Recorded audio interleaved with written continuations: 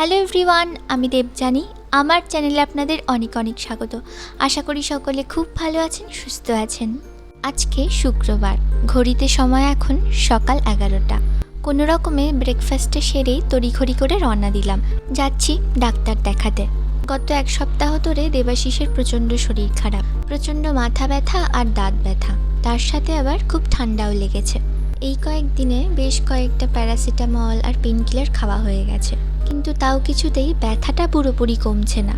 যখন ওষুধ খাচ্ছে তখন ভালো থাকছে, ব্যথাটা পুরো কমে যাচ্ছে, আবার যে ওষুধের রেশ শেষ হয়ে যাচ্ছে আবার ব্যথাটা শুরু হয়ে যাচ্ছে। একে তো এত পেনকিলার খাওয়া একদমই ভালো নয়, তার মধ্যে আজকে সকাল থেকেও শরীরটা একদমই চলছে না। এদিকে আবার অফিসের প্রচণ্ড ওয়ার্কলোড চলছে, কিন্তু তাও 1 ঘন্টা ম্যানেজ করে ডাক্তার দেখাতে আসতেই হলো, কারণ কাল স্যাটারডে, আর স্যাটারডে ক্লিনিক বন্ধ থাকে।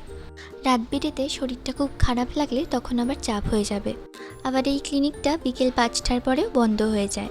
আমরা প্রত্যেকবার এখানেই আসি ডাক্তার দেখাতে, আর হাঁটা পথে আমাদের বাড়ি থেকে এই ক্লিনিক পর্যন্ত আসতে সময় লাগে 8 থেকে 10 মিনিট মতো।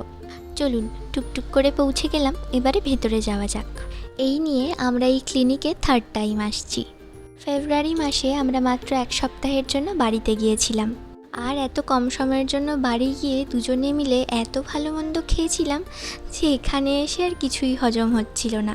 তাই ফেব্রুয়ারি মাসেই দুজনে পেট খারাপ নিয়ে ডাক্তারের দ্বারস্থ হয়েছিলাম। ফেব্রুয়ারির পর আজ আবার এখানে আসলাম। ডাক্তার দেখানো হয়ে গেছে, এবার ওষুধ নিয়ে বাড়ি ফেরার পালা। এই ক্লিনিকে একটাই ডক্টর আছে, ডক্টর মালা। উনি ভীষণ ভালো একটা মানুষ। অনেক শরীর খারাপের মধ্যেও ওনার সাথে একটুখানি কথা বললেই শরীরটা বেশ অনেকটা সুস্থ হয়ে যায়। উনি সবসময় একটাই কথা বলে, I am not a medicine person, আমি ওষুধে বিশ্বাসী নই।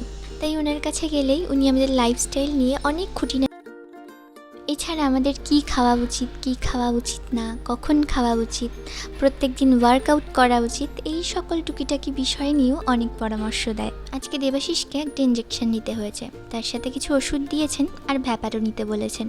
আর ডক্টর বললেন ও যেহেতু এই কদিন ধরে 13-14 ঘন্টা ল্যাপটপের সামনে বসে আছে, সেই থেকে ঘাড় ব্যথা হচ্ছে, ঘাড় থেকে ব্যথাটা মাথায় আসছে, তার সাথে তো ঠান্ডা লেগেছে। এই ওষুধগুলো খাওয়ার সাথে সাথে 2 দিন রেস্ট নিলে একদম ঠিক হয়ে যাবে। দেখতে দেখতে দুপুর হয়ে গেল, আর দুপুরের খাবার ব্যবস্থা তো কিছু করতে হবে। এদিকে আবার প্রচণ্ড খিদেও পেয়ে গেছে, তাই বেশি আর ঝামেলা করব না। সকালে ভাতটা বসিয়ে গিয়েছিলাম, আর ফ্রিজে 2 ইলিশ মাছের পিস আর একটা লেজা ছিল, তাই এই 2 ইলিশ দিয়ে ইলিশ ভাপে করে নিচ্ছি, আর একটা লেজা ভাজা করে নেব। ব্যাস, দুপুরবেলাটা আমাদের এই দিয়েই খাওয়া হয়ে যাবে। রাতে আর একটা কিছু করে নেব। 1.5 চামচ কালো সর্ষে, 1/2 চামচ সাদা সর্ষে আর কয়েকটা কাঁচা লঙ্কা বেটে নিয়েছি। এবার মাছের ওপর সর্ষে বাটাটা দিয়ে এর মধ্যে নুন, হলুদ, সর্ষের তেল আর অল্প একটু চিনি দিয়ে সব কিছু ভালো করে মেখে নিচ্ছি। একটুখানি চিনি অ্যাড করলে না স্বাদটা খুব ভালো ব্যালেন্স হয়। ব্যাস, এবার ওপর দিয়ে 2 চেরা কাঁচা লঙ্কা আর অল্প সর্ষের তেল ছড়িয়ে দিয়ে টিফিন বক্সের ঢাকনাটা বন্ধ করে 15 মিনিটের জন্য ভাপে রাখবো। এই ইলিশ ভাপা করার জন্য কত দিন ধরে স্টিলের টিফিন বক্স খুঁজেছি, কিন্তু স্টিলের টিফিন বক্স আর পাই না। তাও গতকাল অনেক খোঁজাখুঁজি করে DIY থেকে এই টিফিন বক্সটা পেয়েছি, কিন্তু তাও দেখুন এটা পুরোটা স্টিলের নয়, ওপরটা একটু প্লাস্টিক আছে। যা পেয়েছি ওই দিয়েই করি, কী আর করা যাবে। ইলিশ ভাপা করতেও কোনো ঝামেলা নেই, টাইমও খুব কম লাগে, আবার খেতেও বেশ সুস্বাদু হয়। তাই ইলিশ আর চিংড়ির ভাপা আমার খুব ভালো লাগে।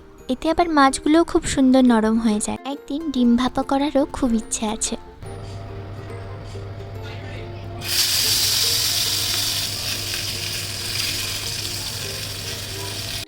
জানেন, আমি যখন প্রথম মালয়েশিয়া এসেছিলাম তখন না আমার শরীরটা খুব খারাপ লাগতো। এখানকার জল স্যুট করতো না, খাবার হজম হতো না, সেই থেকেই লো প্রেশার, পেট খারাপ, জ্বর, আরও কত কিছু হতো। এত শরীর খারাপ নিয়ে আমি যখন ডক্টর মালার কাছে গিয়েছিলাম তখন উনি আমাকে বুঝিয়েছিলেন, তুমি তো আগে চাকরি করতে, এখন করছো না, এখানে এসে তোমার লাইফস্টাইল, পরিবেশ, জল, হাওয়া, বাতাস সব কিছুই চেঞ্জ হয়েছে, তাই সময় মতন খাওয়া দাওয়া করো, ওয়ার্কআউট করো, নিজেকে ব্যস্ত রাখো, নিজেকে ভালো রাখো, তাহলে দেখবে তুমি খুব তাড়াতাড়ি রিকভার করতে পারবে। আর সত্যি সেটাই হয়েছে। তাই আজ যখন এতগুলো মাস পর ডক্টর মালার কাছে গেলাম, উনি বললেন এই নিয়ে আমাদের 3rd টাইম দেখা হচ্ছে, আর আজকে তোমাকে সব থেকে বেশি চেয়ারফুল, ফ্রেশ অ্যান্ড এনার্জেটিক লাগছে, সবসময় এরকমই থাকবে। সত্যি কিছু কিছু কথা যেন আমাদের মন আর শরীরকে পুরোপুরি সুস্থ করে দেয়। দেবাশিসকে খেতে দিয়ে দিলাম, এবার আমিও খেতে বসে পড়ি।